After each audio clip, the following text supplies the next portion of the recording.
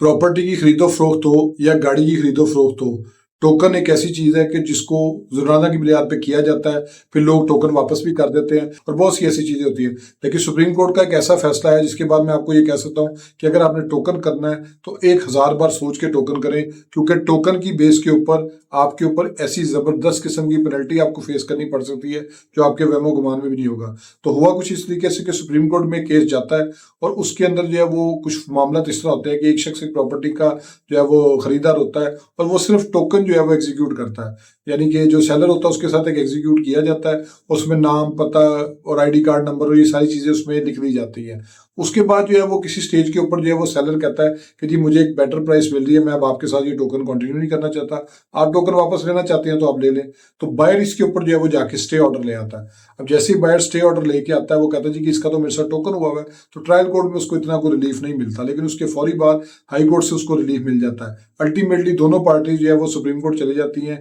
इस चीज के ऊपर जी कि जो बायर होता है वो कहता है जी मेरा इस प्रॉपर्टी पे हक बनता है, मैं पैसे जमा कराने को तैयार हूँ, जबकि सेलर कहता है जी कि मेरा इसके साथ सिर्फ टोकन हुआ था, मेरा इसके साथ एक बाज़ाब्ता एग्रीमेंट टू सेल या इकरारनामा कभी हुआ ही नहीं था, तो मैं इसको प्रॉपर्टी जो है वो क्यों सेल आउट करूँ। तो उस सिलसिले में जो है वो सुप्रीम कोर्ट ने कुछ असूल जो है वो वज़ा किए, वो मैं आपको बता देता हूँ कि अगर आप किसी के साथ टोकन करने जा रहे हैं और टोकन में वो चीजें शामिल हैं तो आपको हर सूरत जो है वो प्रॉपर्टी उसको हैंड ओवर करनी पड़ेगी और आप उससे नहीं निकल सकते। तो उसमें नंबर 1 के ऊपर ये कि अगर जो आपका टोकन पेपर है वो बायर और सेलर को आइडेंटिफाई करता है, यानी उसके अंदर बाकायदा तौर पे लिखा है जी कि ये प्रॉपर्टी का जो है वो बायर है और ये प्रॉपर्टी का जो है वो सेलर है, तो उसकी पहली कंडीशन जो है मुकम्मल हो जाती है। दूसरे नंबर पे ये है कि उसी टोकन के अंदर अगर क्लियरली प्रॉपर्टी को आइडेंटिफाई कर दिया जाता है कि ये वो प्रॉपर्टी है जिसमें मकान नंबर, प्लॉट, दुकान, जो भी उसका नंबर बन रहा है, जो भी उसका टाउन, ब्लॉक, एरिया, गली नंबर, मोहल्ला और टाउन, वो सारी चीजें बीच में आ रही है, जिला भी आ रहा है, तो ये उसकी दूसरी रिक्वायरमेंट भी पूरी कर देता है। नंबर 3 के ऊपर ये है कि उसकी सेल कंसिडरेशन, यानी कि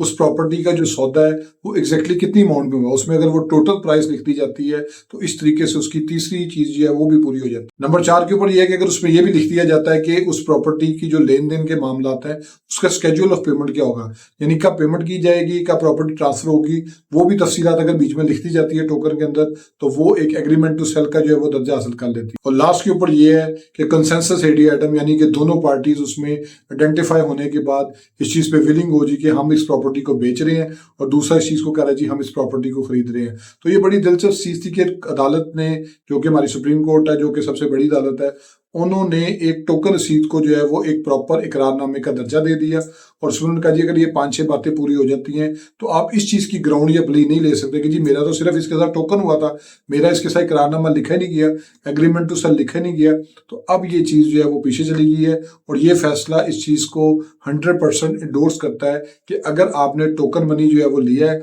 और टोकन मनी के साथ आपने जो रसीद एग्जीक्यूट की है उसमें ये 5-6 चीजें अगर बीच में शामिल हैं तो आप अपने सौदे से जो है वो रिट्रैक्ट नहीं कर सकते। और इस सिलसिले में अगर बायर जो है वो स्पेसिफिक परफॉर्मेंस का सूट फाइल करता है और वो अपनी विलिंगनेस शो करता है कि जी मैं पैसे देने को तैयार हूँ इस टोकन के मुताबिक, तो अदालत उसके ना सिर्फ पैसे रिसीव करेगी, उसको कोर्ट में पैसे जमा कराने का हुक्म होगा और वो अपनी रिमेनिंग कंसिडरेशन वहां पे जमा करवाएगा। जो कि स्पेसिफिक परफॉर्मेंस ऑफ कॉन्ट्रैक्ट जो है वो एक डिस्क्रिशनरी रिलीफ होता है, उसमें जो है वो as a matter of right claim नहीं किया जाता, एज ए मैटर ऑफ जो है वो एक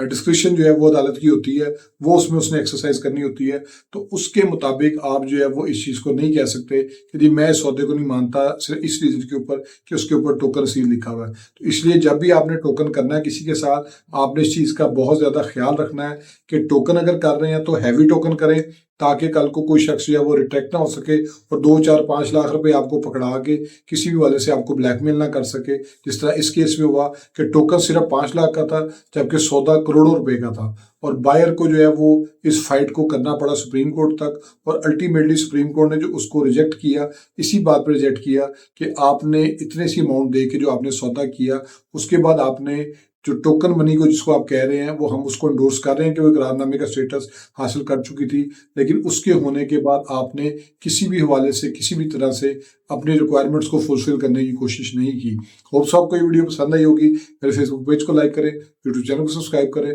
ताकि लीगल टॉपिक्स रिलेटेड इस तरह मैं आपसे शेयर करता हूँ। Thank you for watching.